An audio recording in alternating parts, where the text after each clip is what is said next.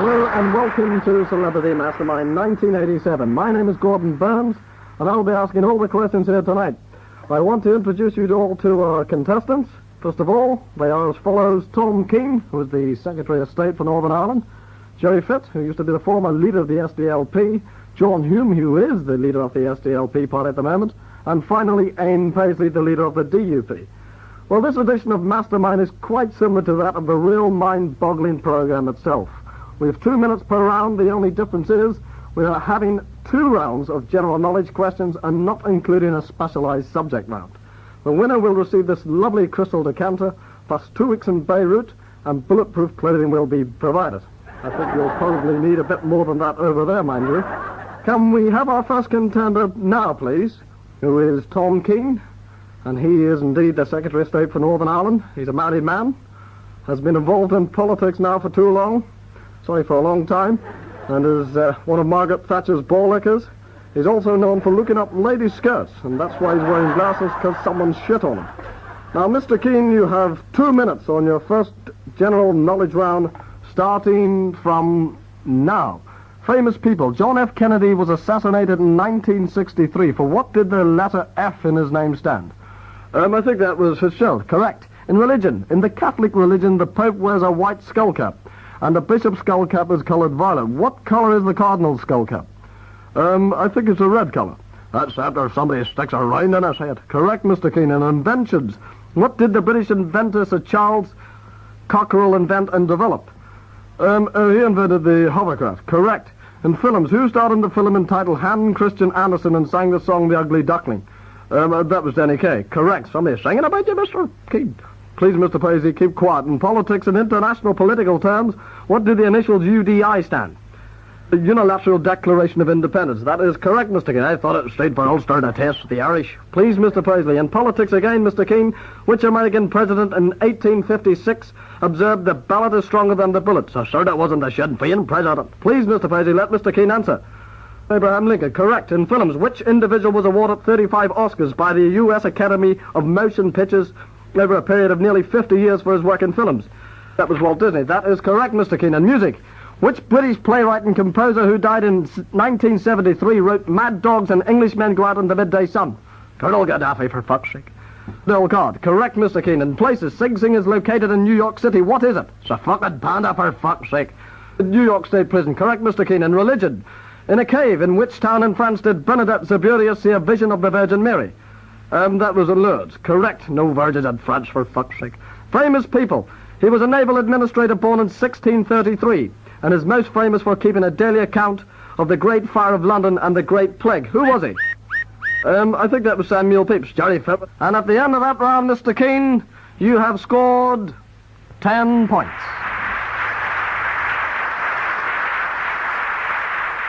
Now, our next contender, please. Could we have him? Who is Jerry Fitt, who's also been in politics for a long time.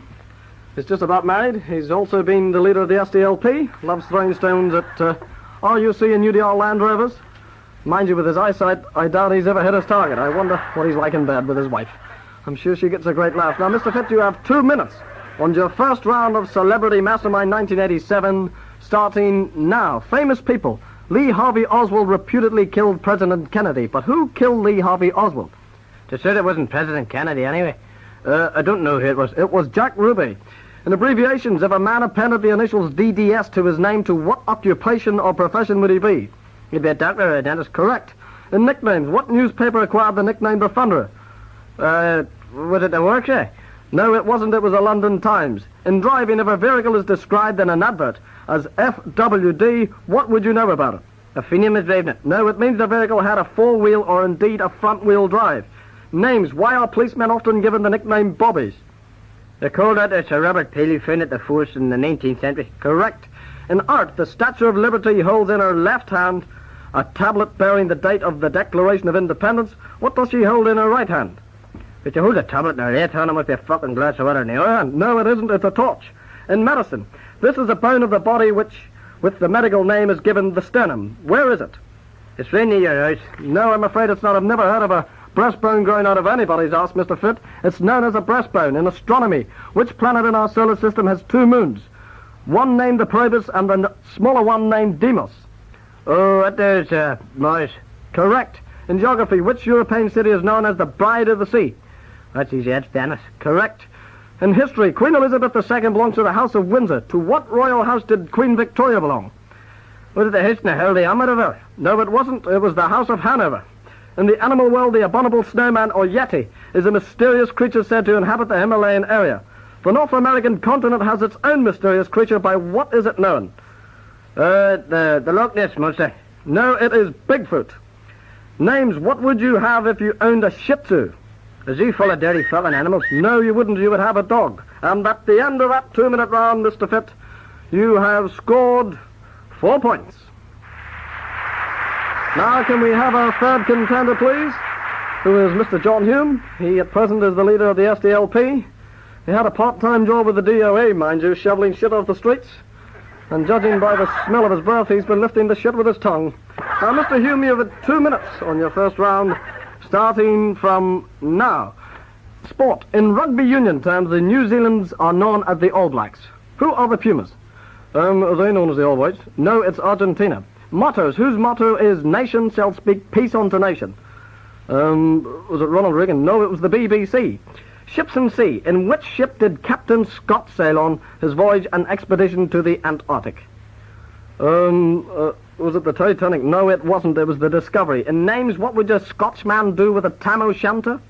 He would entertain his girlfriend with it. No, he wouldn't. He would wear it. It's a round woolen cloth cap with a baggy flat top.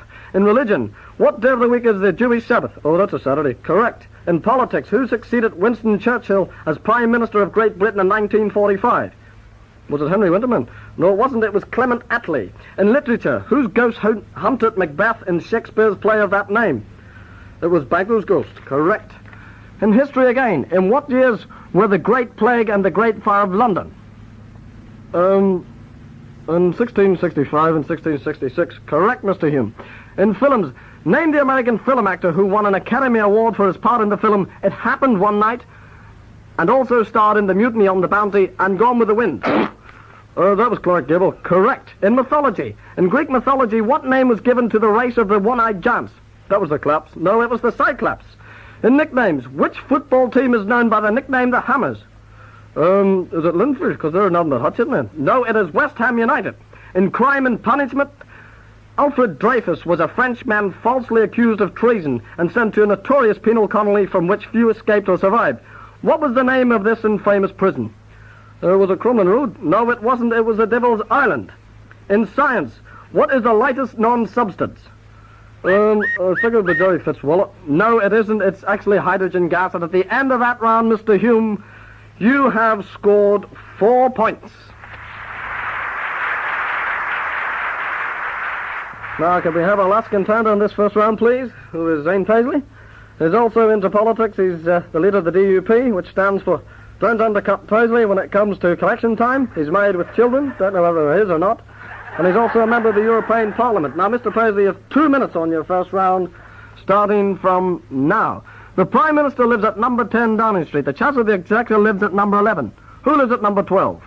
Well, it wouldn't surprise me if Margaret Thatcher moved Peter Barry into there. No, it's not. It's the government's chief whip. Oh, I thought you was kinky. In driving, to which country would a vehicle belong if it carried the national registration plate with the initials SF? Oh, I would say that's Sinn Féin, the side of Ireland. No, actually, it's Finland. In films, who directed the film with the title Psycho? That was Peter Sutcliffe. No, it wasn't. It was Alfred Hitchcock. World of plants, what is another name for the vegetable known as cole? I think that's a cabbage without a wheelchair. Yes, well, I'll give you that one. In War and Warfares, what in the World War II were the tall boys and the Grand Slams? I think that was the large bombs. Correct. In medicine, what name is given to the Chinese practice of pricking areas of the skin with needles for therapeutic purposes? That's acupuncture. Correct. In nicknames, who or what was given the nickname Big Bertha? That's a German long-range gun. I was going to say it was Candy Divine. That is correct, Mr. Paisley. In famous people, what was the name of the Hunchback of Notre Dame? That was Quasimodo or Nicholas Scott. Quasimodo, I'll accept. Correct. In poetry, according to the narrative poem, where would you find a green-eyed yellow idol? You'd probably get one up the Falls Road, Mr. Burns. No, I don't know that one. No, you would find one to the north of Kathmandu. In religion, what were the Celtic class of priests known as? I thought they were known as left-footers, but I think they were known as droids. Correct, Mr. Paisley. Crime and punishment. Socrates, a Greek philosopher, was sentenced to death. How was his sentence carried out? He was hung by the testicles until all the blood ran to his head. No, actually, he poisoned himself with hemlock. In driving, and I've started, so I'll finish. In driving, if you saw a vehicle with a green flashing light on the top, who would be inside it? I would say it would be a doctor or the Incredible Hulk. Yes, it would be a doctor, Mr. Page. At the end of that round, you have scored 8 points. Very much, Mr. Paisley.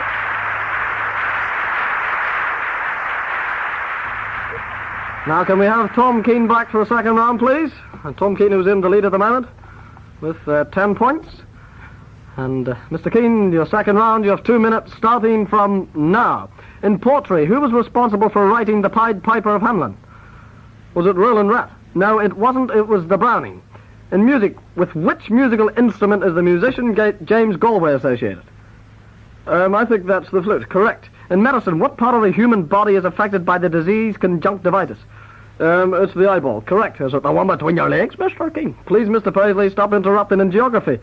Mauna Loa, Mount Spur, Lassen Peak, and Calvin and the Mount St. Helens are all mountains in the United States of America. Which is the most significant feature of all these mountains? They're all active volcanoes which have erupted in recent times. Correct, Mr. Keane. In the animal world, what name is given mostly to a baby kangaroo? It's a Jerry. Correct. In theatre, who wrote the play entitled Look Back in Anger? John Osborne. Correct. In famous people, it took an American named Wiley Post 7 days and 20 hours to become the first man to do this in 1933. What did he do? Fucking took him long enough. He was the first man to fly solo around the world. Correct, Mr. Keane. And nicknames. Which historical feature was given the nickname Old Ironsides? Was it Steve Austin? No, it wasn't. It was Oliver Cromwell. Famous people. Who was the young Scots woman who risked her life to save Prince Charles Edward Stuart after his defeat at the hands of the Duke of Cumberland? Was it Moore Anderson? No, it wasn't. It was Flora MacDonald. In Wars and Warfare, William III of England defeated a French and Irish army in 1690 at a battle on which Irish river? That was the Battle of the Boyne. Correct. Music. George Gershwin wrote the music for a folk opera in which the cast were all Negro. What is its name? Hot Chocolate. No, it wasn't. It was Porgy and Bess. In words, Mr. Keane, who or what is a didgeridoo? I think it's someone's manhood. No, it is an Australian Aboriginal musical instrument. And at the end of that round, Mr. Keane, you have scored 8 points, and that brings your total up to 18 points. Thank you very much. And now can we have our next contestant, please, who is Mr. Jerry Fitt, who got only 4 points in the first round, but stranger things have happened.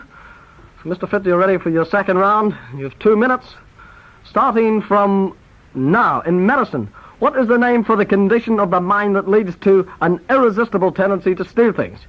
Is it smash and grab? No, it's kleptomania. World of plants. Which state in the United States of America is most noted for its production of tobacco plants? That's Virginia. Correct. Language. In days gone by, if a Scotsman referred to a man as a Johnny Ged's Hole, what trade or occupation would he have?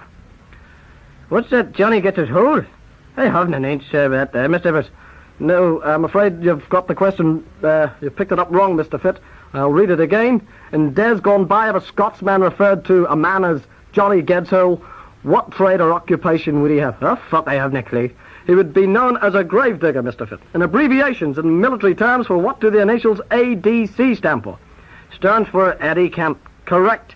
In science, what name is given to the study of earthquakes and tremors? It's called seismology. Correct, Mr. Fitt. In names, what kind of creatures were the Canary Islands named after? Was it budgies? No, it wasn't. It was actually dogs. In mythology, what did the monstrous three-headed dog Zebrius guard? The three-headed cat. No, it wasn't. It was the gates of hell. Clothes. If you were wearing a Sam Brown, what would you have on? A dirty old bastard called Sammy Brain. No, in fact, it would be a belt with a strap over the right-hand shoulder. In poetry, if Monday's child is fair of face, what did the unknown poet say about Tuesday's child?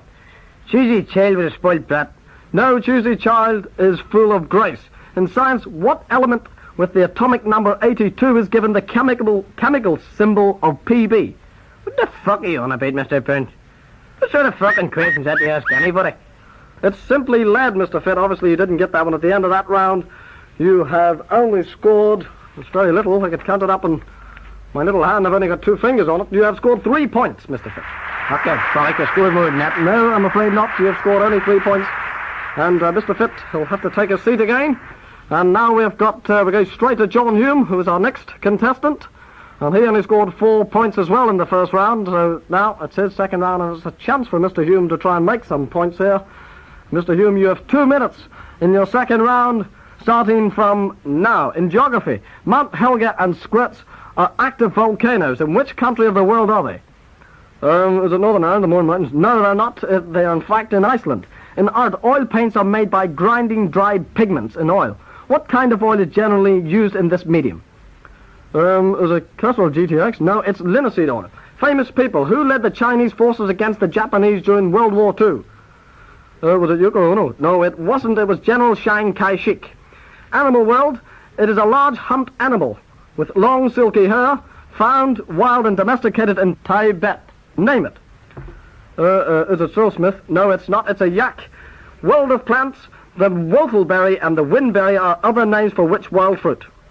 Jeremy Thorpe. No, it's not. It's the bilberry. In literature, in Dickens' novel Oliver Twist, who was the elderly criminal who taught the street urchins how to rob and steal and pickpocket? Was it Nigel Lawson? No, it wasn't. It was Fagin. In films, which film star is associated with the phrase, "Here's looking at you, kid"? Okay, Blue Eyes. I think that's Humphrey Bogart. Correct, Mr. Hume. In medicine, which organ of the body is affected by Bright's disease?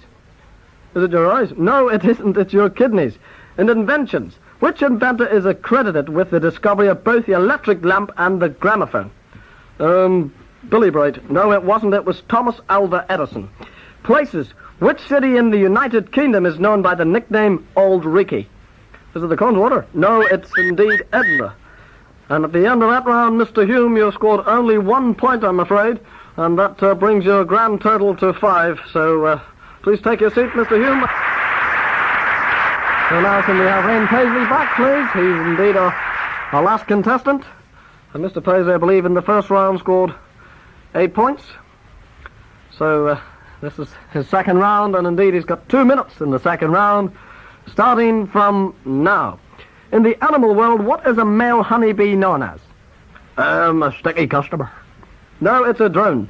Famous people. Who was the American Negro leader who was assassinated at Memphis, Tennessee in 1968? Oh, that was Martin Luther King. I was glad to see that. Correct, Mr. Paisley.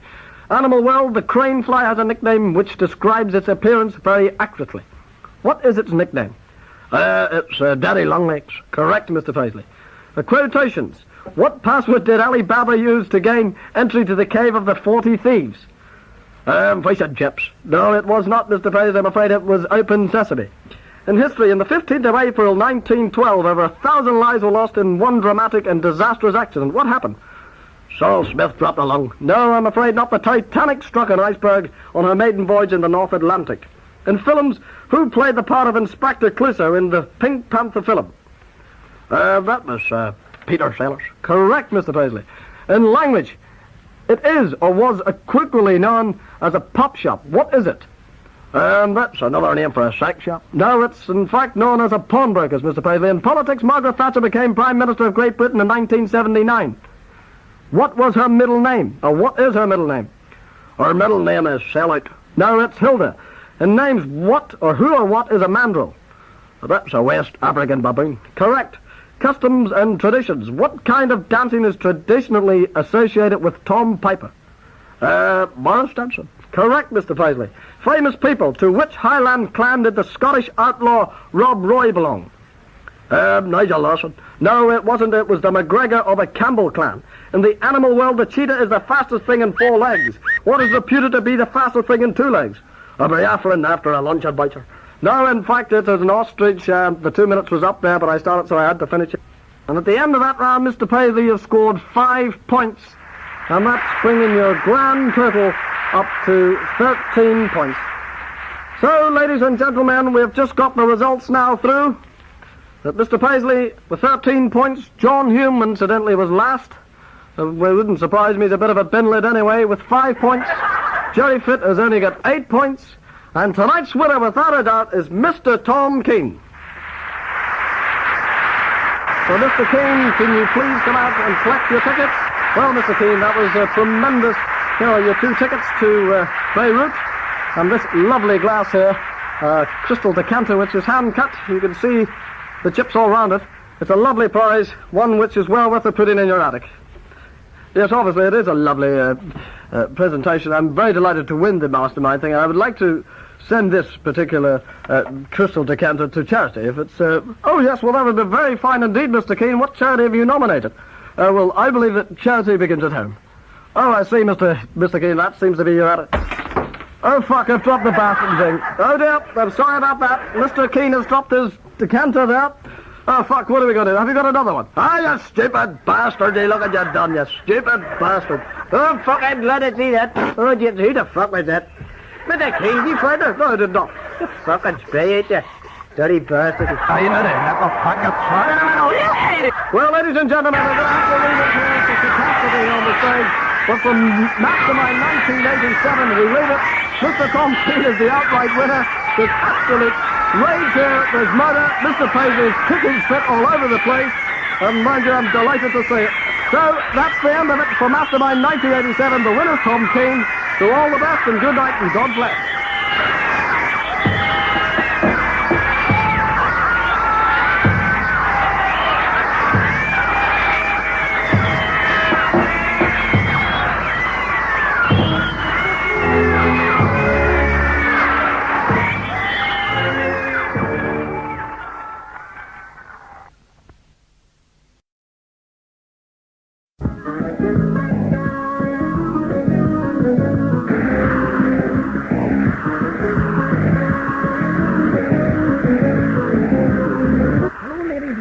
And welcome to the chat show and be my guest. My name's Don Cole and I'll be hosting this program for you. Well, we have 3 guests for you tonight. First one being a man very much in the news. Well, he's done a lot for charity and has been heavily involved in famine relief. I must also say he's not too fond of the old Bic razor blade. He is none other than Sir Bob Geldof himself. Can we have Mr. Geldof? Thank you very much, Mr. Cole. Thank you. Now, Bob, how many charity aids have you done altogether, roughly? Well, I think about too many. I've completely exhausted myself. I haven't even had time to shite. I'm not really sure how many's been done. Really, I couldn't tell you. Well, could you tell us how much cash you've raised? I know I've raised cash, pardon me, but that's about all I've raised. I've done very little else. That's why my wife's done more runners than Steve Ovett. I'm sure it must be billions. What means you runners? You're probably right. How do you feel, Bob, about what you've done for famine relief? I'm sure you must be very pleased. Sure, I'm pleased. Sure, I've what I've done, but I've left myself fucking skint for a start.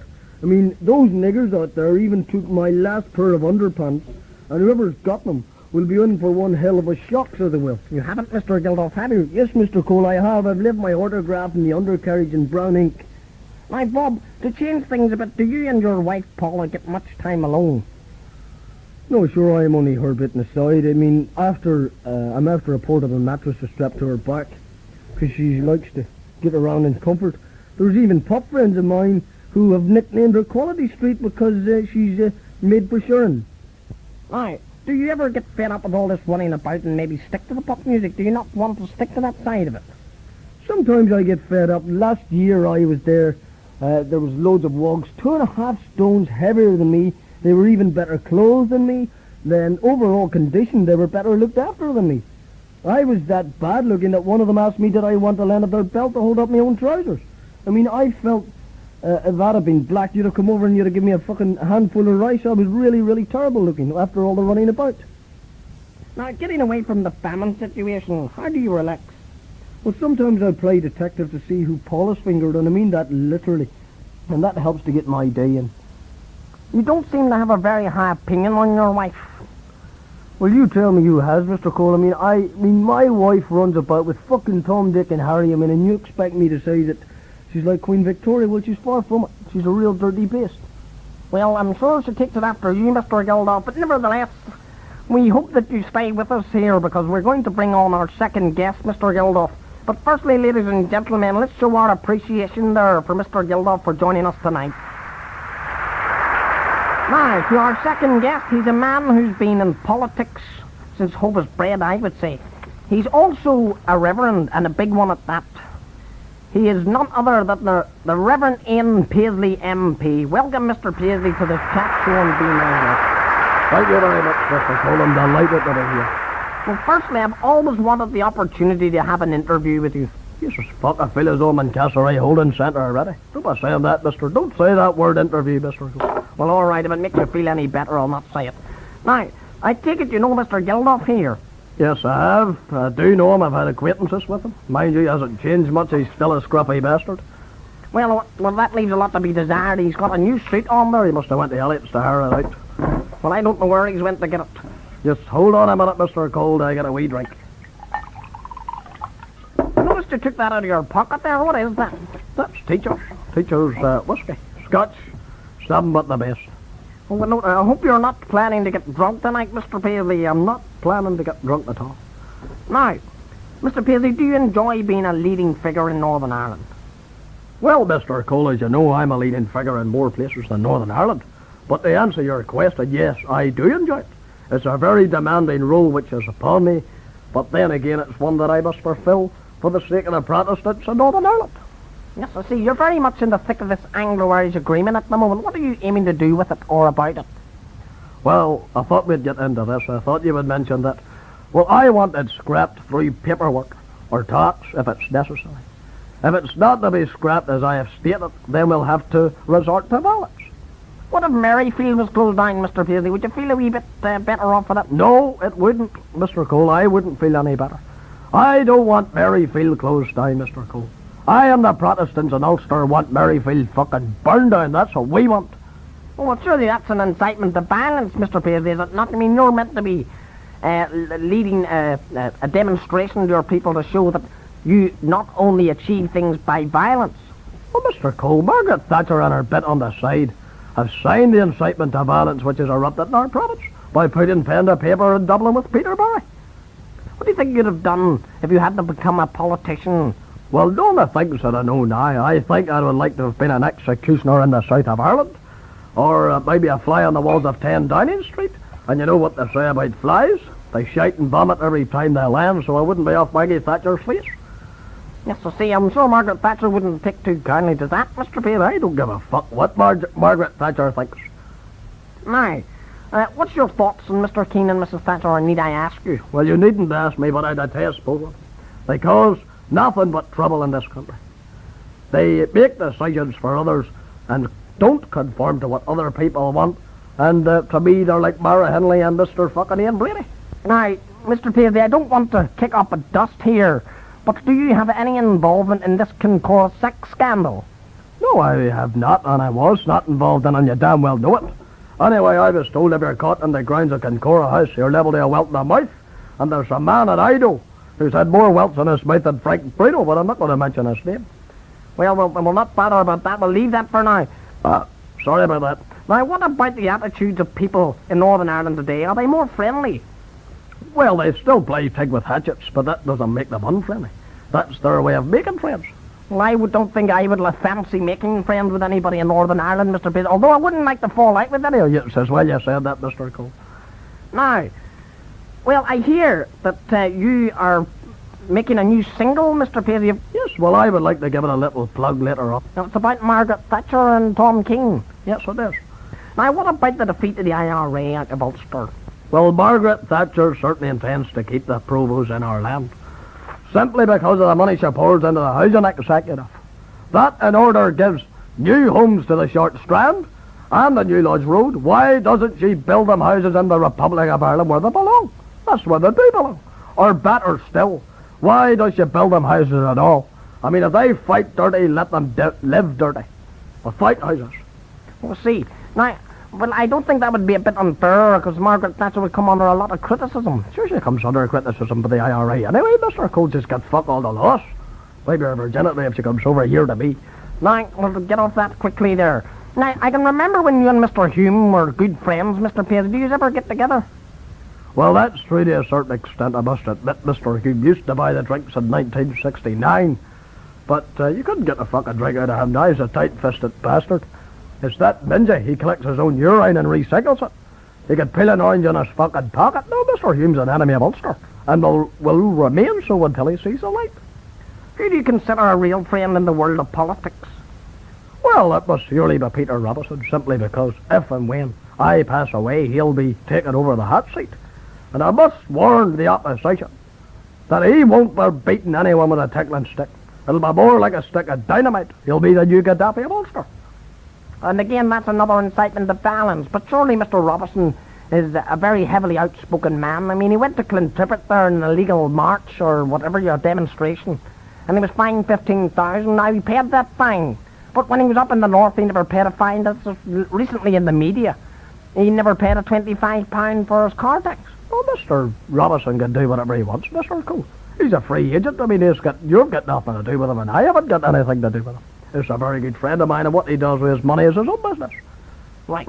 Now, Bob Geldof, how do you react whenever you hear of violence on the streets of Ulster? Well, I make for under the fucking table. No, I'm only joking. I hate to see trouble in the streets of Northern Ireland. I mean, I'm I've got a lot of friends out there. I would say I've made acquaintances with the likes of Hee-Haw Hawk and Garth Fitzceltic. And they're not what I would call friends, Mr. Geldof. No, I haven't as yet, but I'm sure I could make the effort. I'll smack a fucking face. Now, Mr. Paisley, please wise up. I'll break his fucking back. I'll dare him go behind the backs of people of Ulster and talk to that dirt. Mr. Paisley, you no need to give me a dig in the mouth. I'll stick my boot right in your rib cage, you bastard. You. Now, gentlemen, please, Mr. Paisley, control yourself. You're not meant to do this. There's a chat show. It's meant to be a friendly atmosphere in here, not one of the South v the North. Bastard he is. But then again, I forgot that Mr. fucking Geldof is too busy feeding the niggers and putting knickers on their houses. It's time you done something for this country and let the niggers sort out their own country and their own problems. But how are they going to do that? How are they going to live without food and clothing, Mr. I mean, you're really taking a very, very moral stand with this. Fuck, you can't eat clothes, Mr. Geldof. And as for something to eat, there's plenty of grass roots and there's plenty of carcasses to be sucked. Well, I think that's really, really harsh, Mr. Cole. Well, it is a bit, Mr. Paisley, you are being a bit harsh. Well, I think we'll introduce our third guest now. So stay with us, Mr. Paisley, and thank you for being with us tonight. Certainly, it's been no problem. It has been with him, but everything else has been all right. Well, our third guest, he's a man who used to be very heavily into politics himself, but has ceased and moved now to London to live. He is also a lord, which might give you a good clue as to who he is. Oh, I'd say it's Squinty Sweet himself. Yes, indeed it is Mr. Lord Fitt. Pardon me.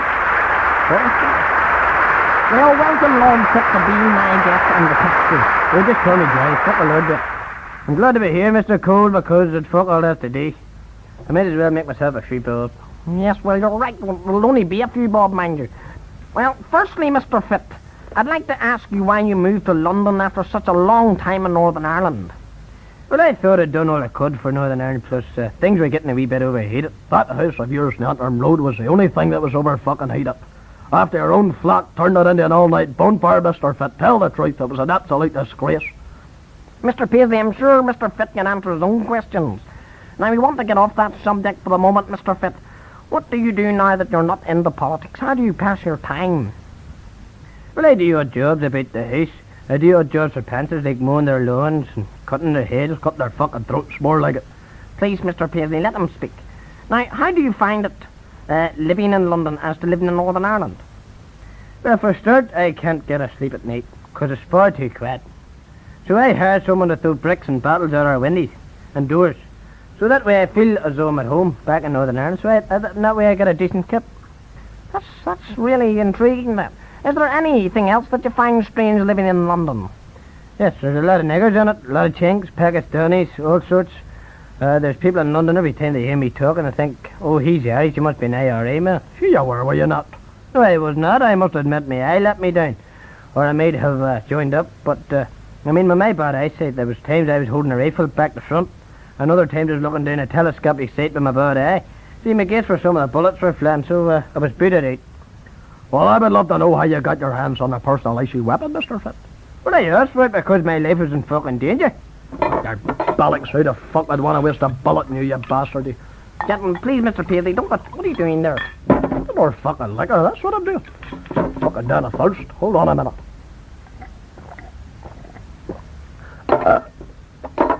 No, Jesus, that's great gear, that.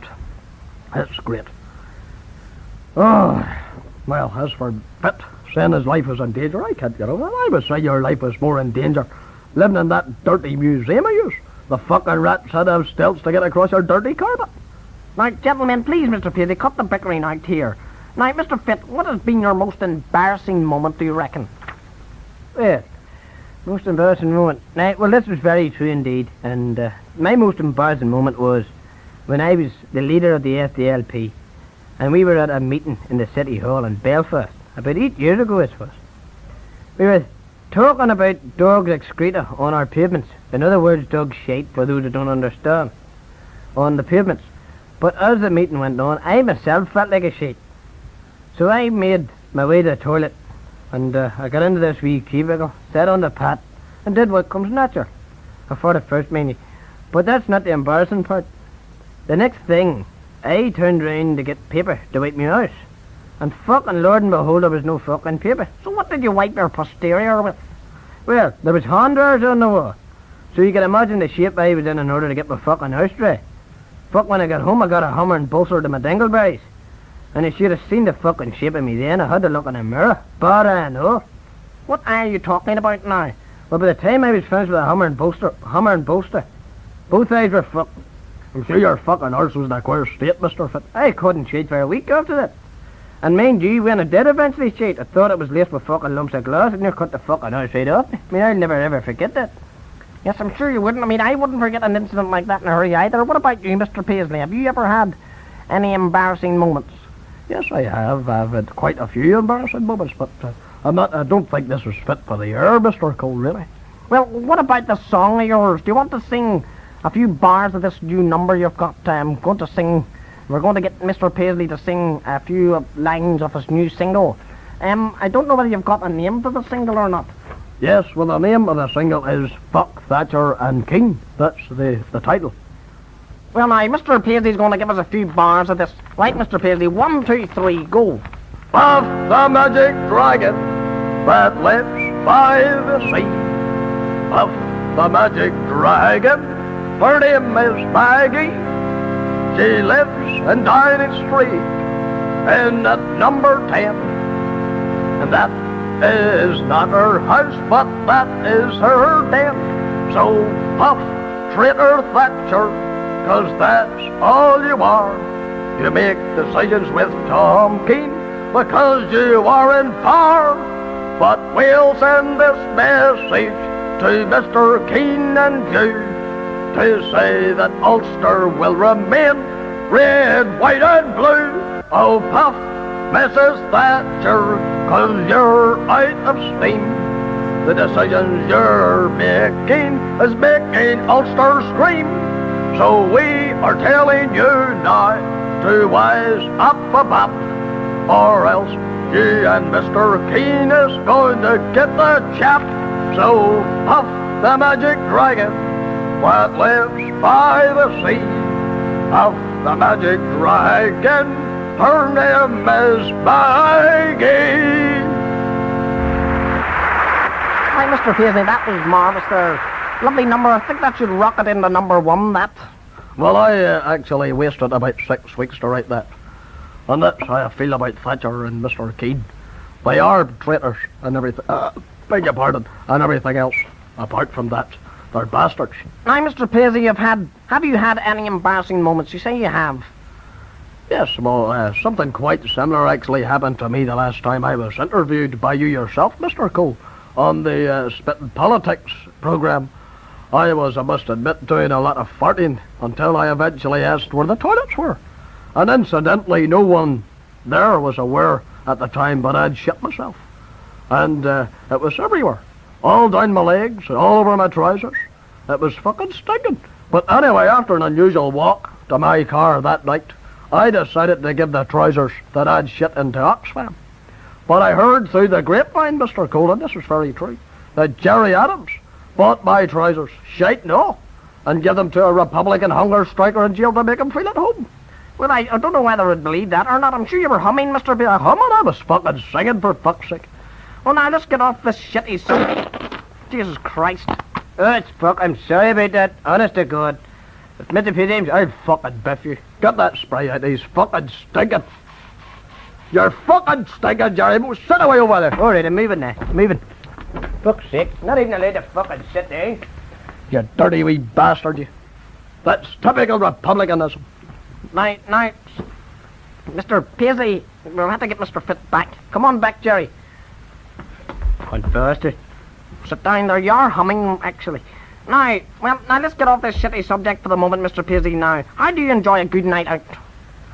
Well, I like to go to Chinese and have a beef curry and a drink. Fuck every bit of one. You shit yourself. Now, Mr. Fit, I told you about interrupting me. Now, will you shut your fucking face? Hey, Lord, I've had it.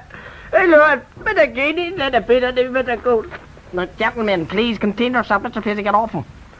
Punch that tummer up over his fucking head. Well, that night, to be true, was a night I did shite myself as well. But before I was interrupted, that's a starter to my night out. I have often went to dances. Do you bring the wife Eileen with you? Oh, I do not bring her because she can't dance for a start, and she doesn't dig into her purse either. She's very costly. Mr. Fit, what about you? I want your view on the media, papers in particular. There's nothing wrong with the papers you say, but has there been any incidents at all that they have given you a bad write-up? No, there's nothing wrong with the papers. They've always given me a very good write-up. They've been very, very kind to me indeed. Any paper that's ever give you a fucking write-up, Mr.